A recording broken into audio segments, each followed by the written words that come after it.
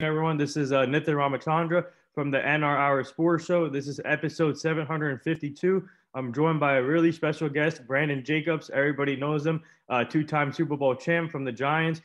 He played for the 49ers also. He played at Auburn, Southern Illinois for college, over 5,000 rushing yards, over 60 touchdowns, and then four receiving touchdowns. So I'm really looking forward to this interview. It's truly an honor for you to be joining. Thank you again, Brandon, for joining the show. And how are you and your family doing during this tough situation? We're all good. My family, the family's great. The kids is growing, playing sports. Everything is great. Yeah. So where are you guys located right now? We're in Georgia. We're in Alpharetta, Georgia. Okay. We're right, slightly north of the city, north of Atlanta. How's it down there with the protocols and all? It's open down here, man. Some of the stuff don't make sense of what they're doing, but we open. You got to walk in your restaurant with your mask on.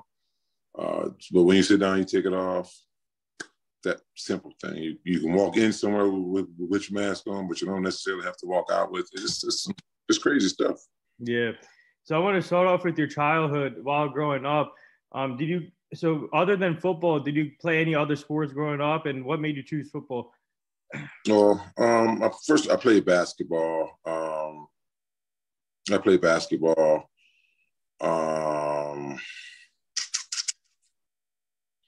and for me, it was just I didn't have as many resources. I didn't have as many resources to be able to do a lot of other things. But I chose football.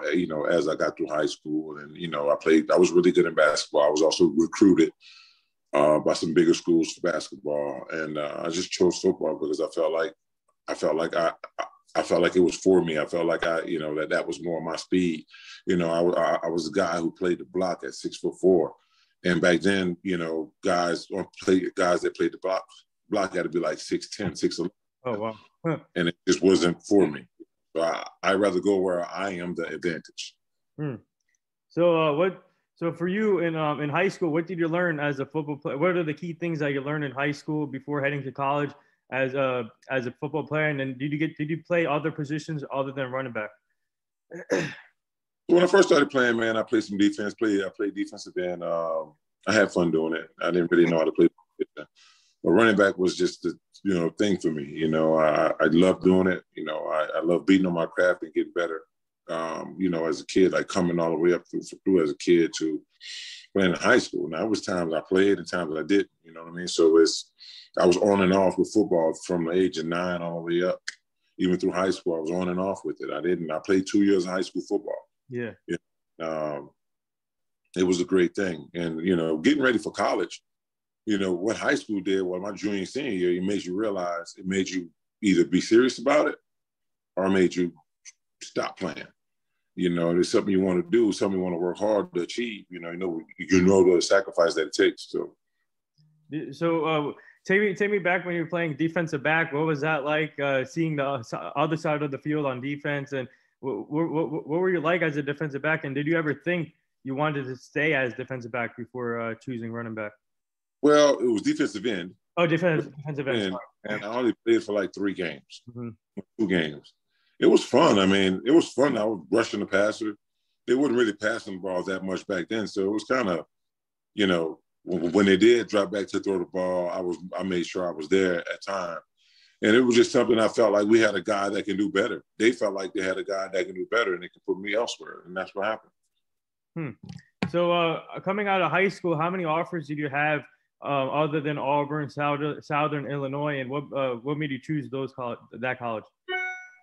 Well, I had a bunch of interests coming out of high school, all the Power 5 schools, like everybody. It was the number 1 player in the country. So, I had a bunch of interest by a bunch of different schools. I ended up choosing Auburn eventually because they helped me get eligible as far as my grades were concerned. I didn't have great grades coming out of high school, and I had to find a way to get eligible. And they felt like sending me to Coffeyville Community College, which is, junior college, of course, in Kansas.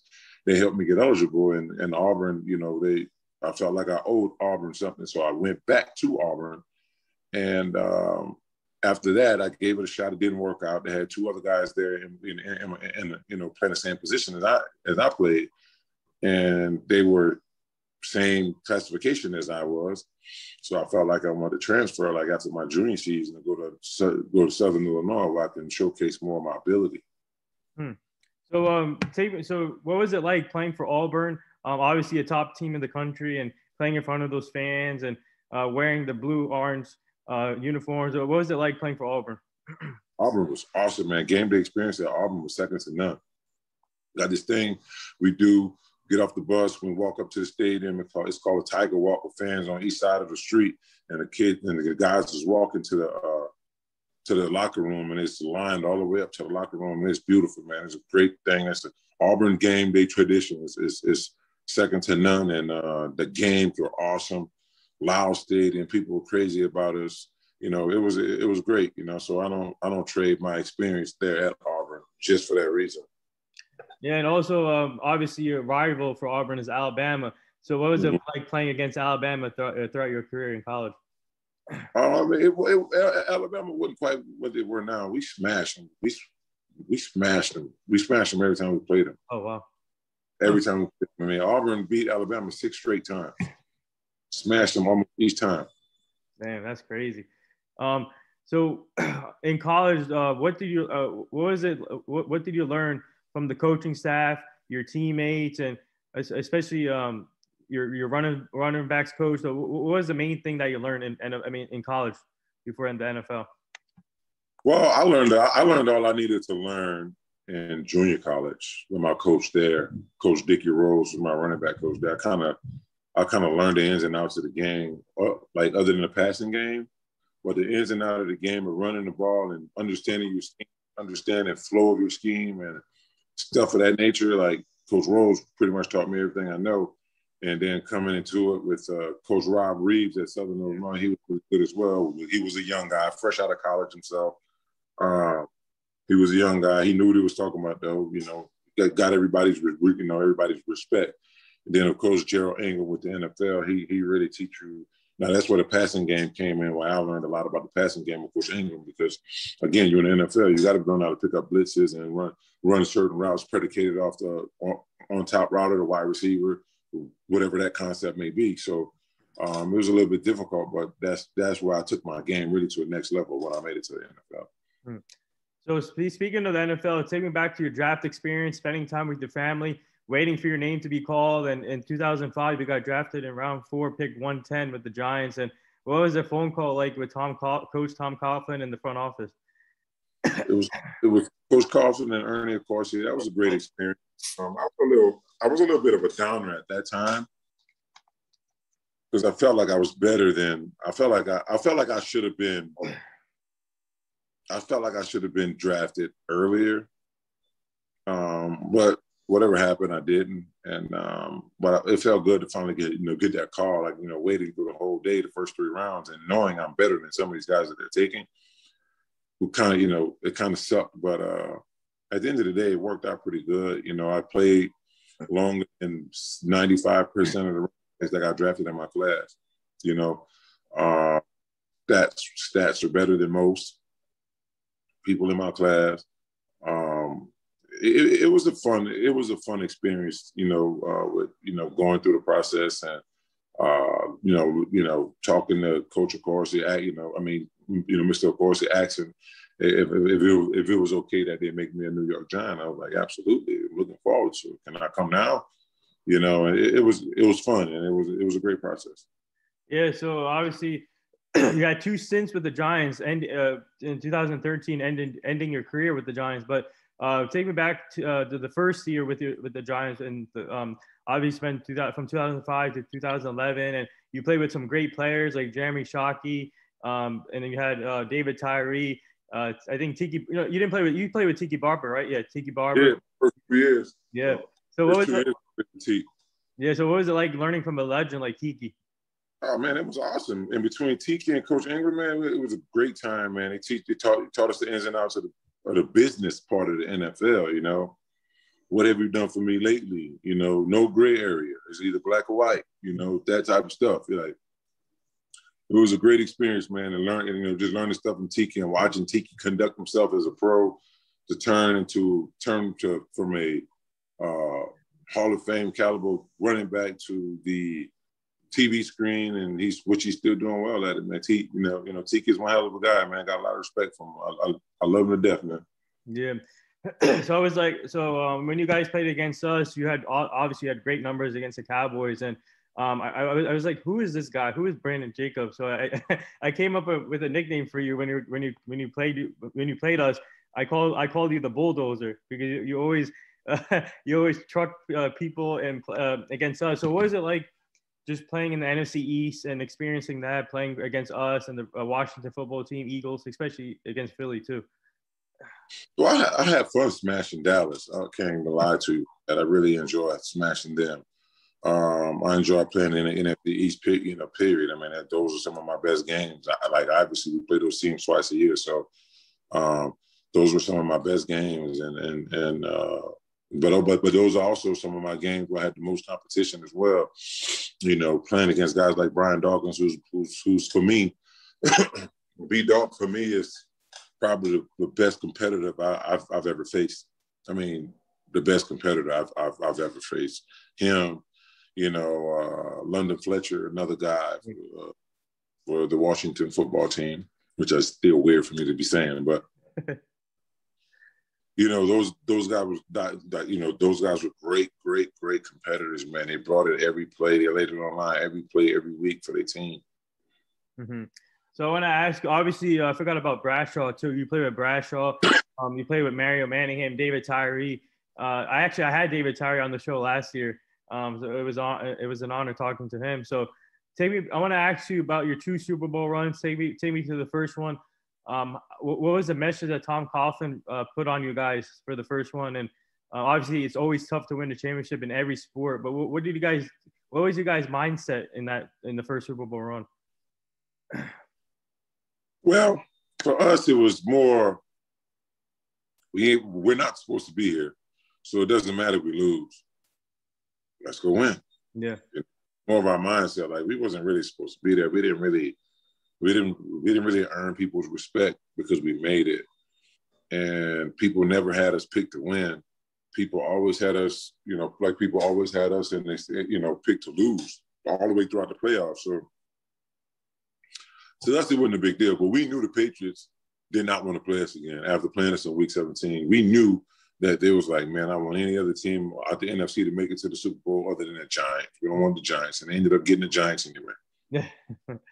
Yeah. So what was it like winning that first Super Bowl? And obviously, in the next Super Bowl, you play the Patriots again too. But just take me to the first. What was it feeling like when you guys won the first one? Well, it was something that I really can't even explain to you, man.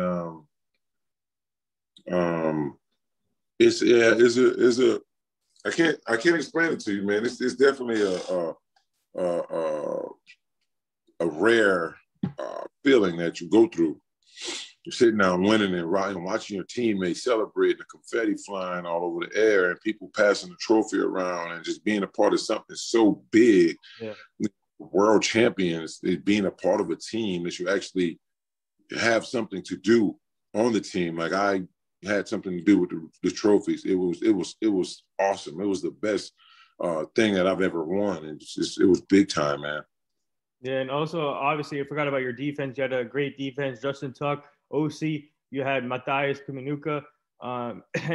Your defense was amazing. Oh, Aaron Ross was on there too. So obviously, what was taking back to the reaction when David Tyree made that unbelievable catch above the helmet, and then it led to Plaxico Burress? Well, when that happened, I was talking crap to Richard Seymour. Eli threw the ball up in the middle of the field, obviously, and Richard was walking back, and Richard had been talking trash to me the whole game. Richard, great. I mean, Hall of Famer. There's no question. Yeah. Hall of Famer. He was talking crap to me, so I was walking down the field, finally having my opportunity to talk. Like, man, y'all, it's done. I just caught that pass. He caught that pass, and that counted. That's the first down. There's no way, there's nothing y'all can do to stop us. We're going to win the game. Mm-hmm. That's what I was doing at that time. but I know the work had been done, so I couldn't really describe the feeling I had then. But like, you know, knowing we got the juice now. It's only up from here, you know. And once it happened, and everything kind of went our way after that. Yeah. So what was it? So before you you explain about the second Super Bowl run, what was it like playing with the legend quarterback like Eli Manning, and obviously he two-time Super Bowl champ, and in my opinion, he's a Hall of Famer, and the way he played, and obviously now he's on Twitter now, so he's a social media person. Mm-hmm. So what's it like? What was it like just playing with him? He's my guy, man. Like, he's the type of guy. You know, Eli's the type of guy that a guy with my personality had to play with. You know, he is a guy that's going to lead you to where he wants you to be. He's going to make sure you know what you're doing when you get there. And, you know, he's one hell of a leader, man. And he's not a rah-rah guy to do it, you know. So he kind of stepped back and let other people be that vocal leader of the offense, like myself. I was the vocal leader of the offense, you know, and he granted me that without being that. And he could still be the leader he wanted to be in another manner. So him and his demeanor was perfect. You know, I love Eazy-E to death. You know, I wouldn't pick no other quarterback over him ever in life. I want to ask you about your 49ers career, but take me back. This is a two-part question. Take me back to the second Super Bowl run, and what was it like just ending your career with the Giants again? Well, it went exactly as planned. You know, going through free agency, coming into 2012, you know, I just took a pay cut the year before to get him to pay Ahmad. And coming into it, you know, they wanted me to do something again that next year. So I, you know, looked at Jerry Reese and like, Jerry, you know, I appreciate you, you know, doing what you need to do to try to keep me here, but I want to see what it's like to go play somewhere else. We had just won a Super Bowl. Yeah. I want to go see what it's like to go somewhere else. You know, it just so happened it was the 49ers. It was probably the worst experience that I've ever experienced when it comes to football. And not for me just not being active every week and not having an opportunity to show what I can do. Just that when I first got over there, it was just all bad from there. Like, I didn't get a good vibe from a lot of the players, and it just felt like an outsider like the whole time. Even at, like, me and Frank was really cool, and it was cool with the running backs. My running back coach, Tom Rathman, was great. Yeah, I just felt like an outsider the whole time being over there. You know, I got over that same time Randy Moss did. Moss was leaving Oakland, going over to San Francisco. I had Mario Manningham with me there as well. But I just never felt like I never felt welcome. You know what I mean? So it was going down here from there. Yeah, and then obviously now you went back to the Giants, but I'm just curious, outside of the 49ers, was there any other offers out there? Yeah, it was some offers. I had some offers from Kansas City. I had Chicago, San Diego. Who else was it? It was the Tennessee Titans at the time. It was shortly before they went after Derrick Henry.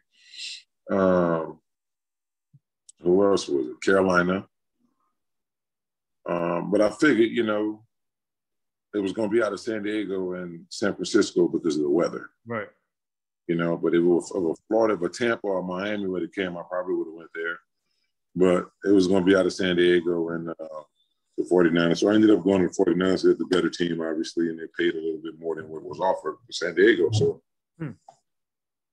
and here we, you know, went over there, man. It just wasn't a good fit from the beginning. You know, it wasn't a good fit from the beginning. But it is what it is. Things like that happen. You know, you just got to try to come through it. And, you know, me, obviously, it didn't end well for myself. Well, it kind of ended really well for me, to be honest with you, with the rules for the seat, you know, the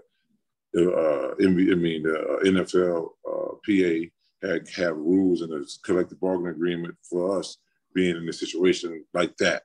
You know, for the league and when not the league, the teams try to screw you, but they don't read the literature before they do that. And I ended up getting paid the whole season. Ended up going down to the Super Bowl when they went to make extra money. I made more than the players they had on the team that played in the Super Bowl made. After they released me in week 12, they just opened up for me to do some other things. You know, I had a chance to go to Super Bowl. I had a chance to go do interviews and make money. They had a chance to go to Super Bowl, do it free in practice. I had a chance to go to New Orleans, do interviews and have fun. Yeah. You know, while getting the same exact check they're getting after the game is over. So it was a great experience for me like that. But it's just the personalities, I would say, clash. I was good with Coughlin, and they let us express ourselves. And when we felt like we got something that could help the team, that our ears was always open. This wasn't so much the same case in San Francisco. So obviously now after the 49ers, so what was it like when the Giants called you again for a comeback with them? And was it like a no-brainer? Let's do it. Well, it was discussed. It was agreed upon by myself and Jerry Reese before I even left. Oh, okay.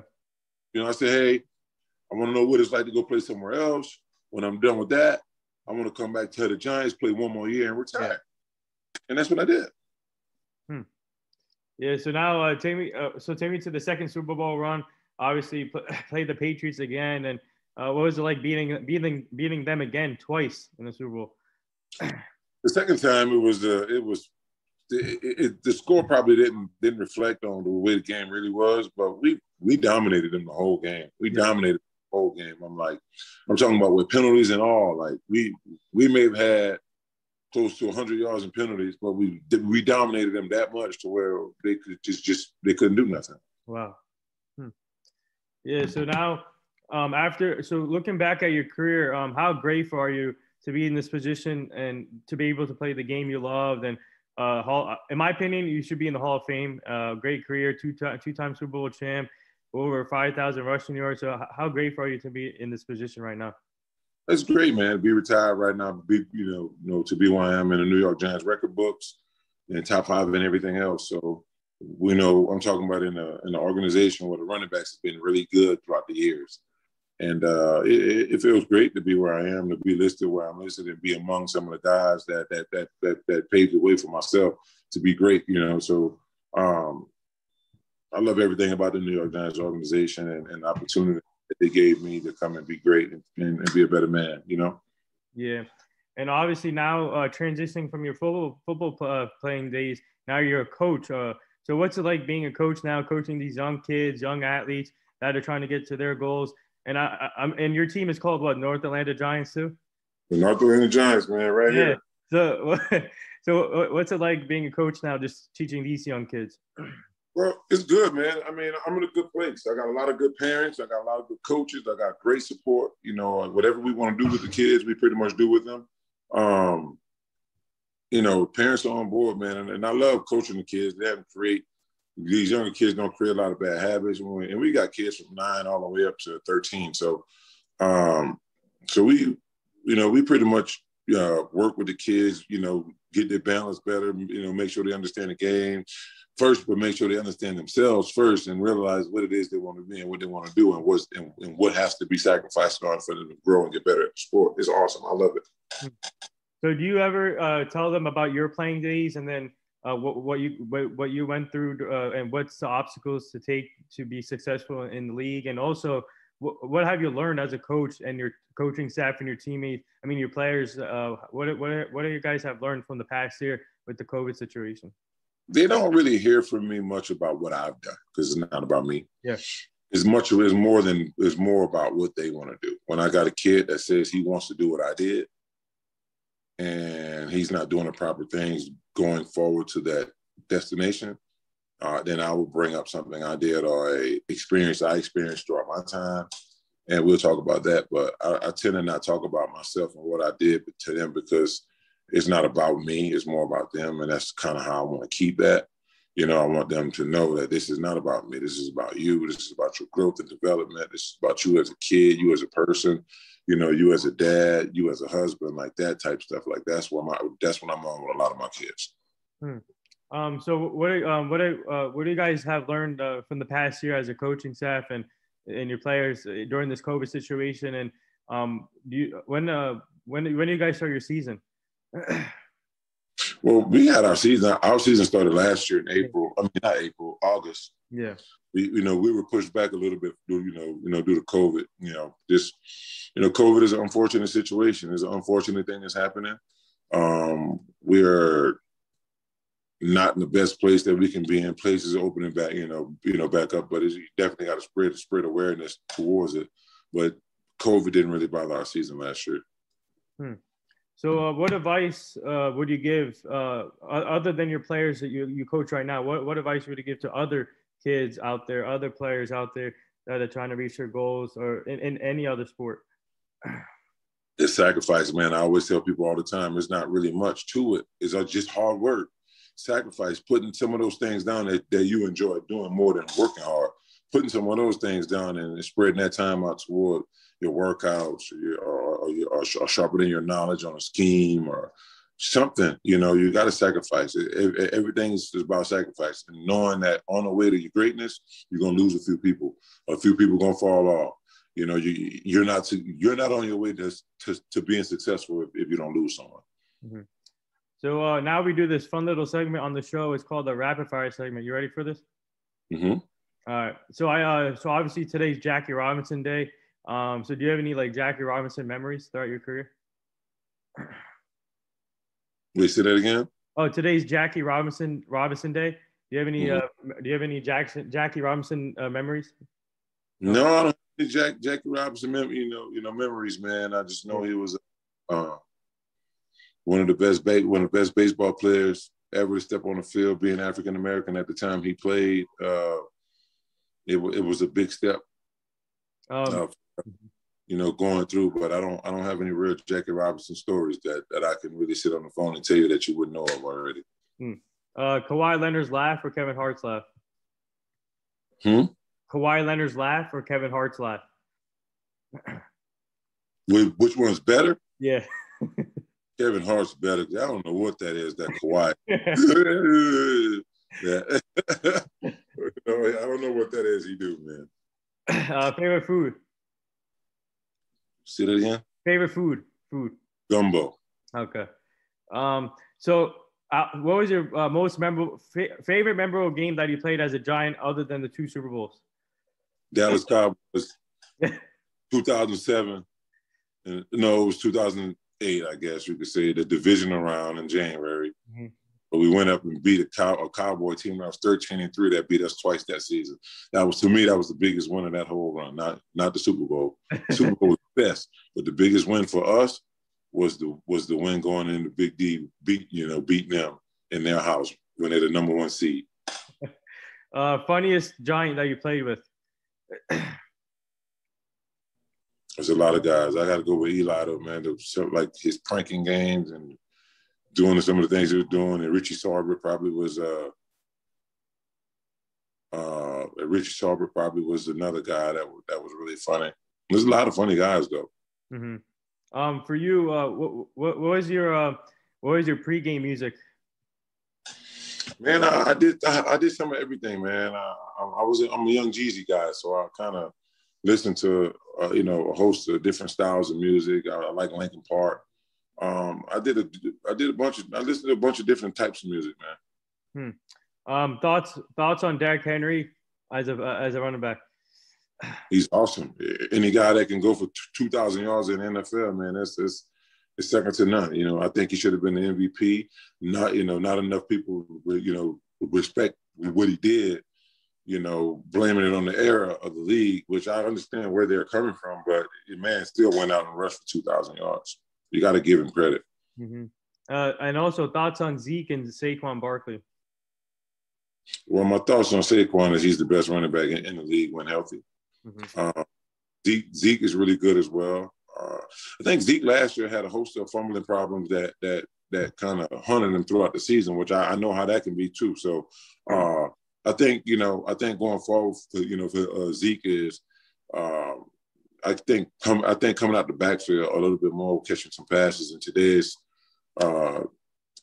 style football. I think it definitely helped him out. Add some more to his game. I didn't see them throwing much to him over the last 2 years, and of course him holding on to the football. Because if you got the football, you got more opportunity to rack up stats and put points on the board for your team. If you don't have it, then you can't do that. Obviously. But I think Saquon and Zeke is really, and it's just 2 of the best backs out there with Christian McCaffrey and Derrick Henry as well. I think there's a lot of talented guys out there.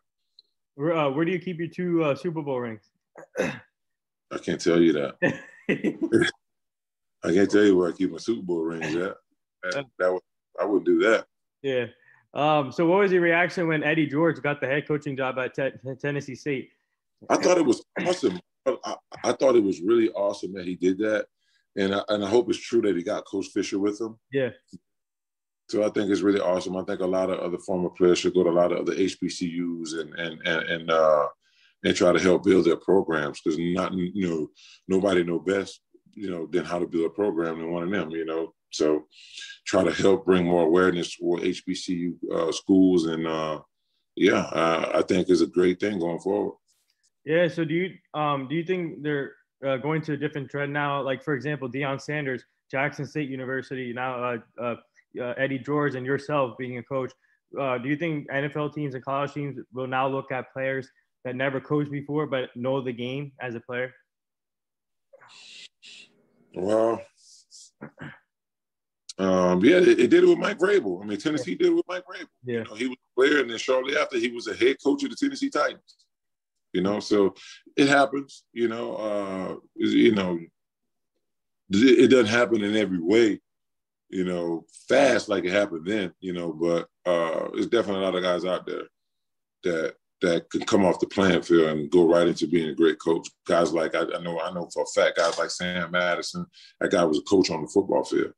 I think he's over in Kansas City now. So there's guys like him that I know for sure that can leave as a player without ever having coaching, go be a head coach somewhere and be successful. So if the right opportunity presents for yourself, would you consider being a coach, running back coach, or offensive coach with the Giants or some other NFL team? No, I'm not really pushed. I'm not really pressed to be an NFL coach. They put in crazy hours, and the pay is not that great. So obviously, now the draft is coming up soon in 2 weeks. What running backs do you like in this draft? Well, I like the boys from North Carolina. I like both of those guys from North Carolina. I like what's his name, Etienne from Clemson is really good as well. And Najee Harris is my guy from Alabama. He's the best draft, hands down. There's not a better running back in the draft than Najee Harris. Did you have a nickname while playing with the Giants? It was more the Juggernaut. I was the Big Beast, the Juggernaut. It was a couple of different names people called me. So what was it like playing at MetLife Stadium throughout your career in front of those Giant fans? And what would you say about those Giant fans in MetLife Stadium? I say Giants fans are probably some of the best but worst fans in the NFL. And I say that with all due respect for them, boy. And I don't know, I'm not sure if every other team is like this, but boy, when it's going bad, they're going to let you know it's going bad. They're going to let you know it's going bad. They ain't going to bite their tongue. They're going to let you have it. Yeah. They will let you have it. They will boo you till you cannot be booed no more. I mean, they boo, like you hear the deep bass in the stadium, boo. Wow. When we not so, but I love Giants fans, man. They were always there to support whether we sucked or not. So I love Giants fans. So what's it like now seeing sports back? Obviously, we're seeing some fans in the stadiums now in all sports. So what's it like just seeing that coming back to normalcy a little bit? I like it. I think it's good because people, COVID took people away from stuff that they love, man, including their loved ones. Obviously, but people can go sit in the stands in the stadium and watch a game. It's big to be able to do that. I don't know why I'm yawning like this, but it's big to be able to do that now because people understand how much fans mean to the game. Favorite DMX song of all time? I'm slipping, falling. I can't get up. Yeah. Get back on my feet so I can tear shit up. Hey, that song was. I don't really like a lot of DMX music, right? I just like Slipping. And I put a post up not too long ago on Facebook telling people, everybody posted all this DMX stuff now because he's dead and gone. Yeah. But a lot of people don't really know. Outside of his belly scene when he was saying, I don't know, no Kiana. Yeah. And Stop, Drop. A lot of people really know of DMX, right? A lot of people don't really know of him like that, They just talking about a movie in a single that was on the radio every time you turned it on. So can't say they automatically know about DMX and DMX's music and only know those two well-known phrases that he used in the movie and in the song. All right, so I know you're obviously a coach, but I feel like you can still play. Is there a comeback for you anytime soon, or you're done? Yeah. About that the other day, I was talking to my wife. I thought about that the other day. Like wondering if I can go and break the game. I'm trying to break the game down and see if I can get 3 or 4 plays, 5 plays per quarter. I think would I be able to do it? No, I can't do it. Do you believe that you deserve to be in the Hall of Fame? No, I do not deserve it. I do not believe I deserve to be in the Hall of Fame. I don't think I did enough. I think it'd be a slap in the face to the other guys that got their yellow jackets or golden jackets, whatever you want to call it. I will speak up and be honest on that. So I don't think I deserve to be there. All right. So a couple more things here before I let you go. Obviously, you guys are in Georgia now, and the Atlanta. I don't know if you how close you keep an eye on the Falcons. Not at all. No? Not at all. I wouldn't even ask that question. I don't know nothing about Falcons. So. All right, so the last 3 things here, our team, we partnered up with 2 companies. The first one is my aunt's Eplin X Cosmetics. Promo code is NR20. If your wife is interested in that products or whoever is, I'll send you the link so they can buy from there from the promo code NR20. And the next one we partnered up with is called Bucking Beards, male's beard hairstyle product. Same promo code NR20. If you're interested or some other people are interested, I'll send you the link too. We're just trying to help them promote so we can get more traffic for the show. And the last 2 things here, we're also partnered up with the Hugh Jackson Foundation.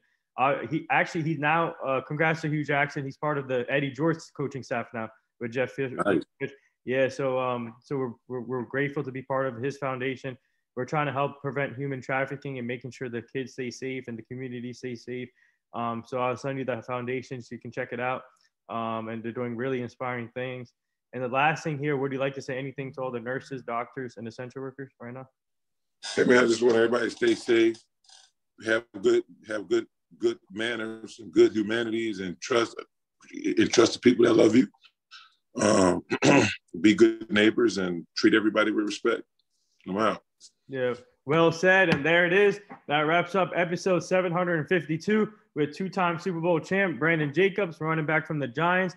It's truly an honor for you to be joining the show. And like I said, we would love to have you back as a returning guest so you can meet the full team at some point. But like I said, thank you again for making this happen. And to be honest, you're a true legend. Keep up the great work as a coach, and you and your family stay safe. Yep. Thank you, man. Appreciate it. Yep.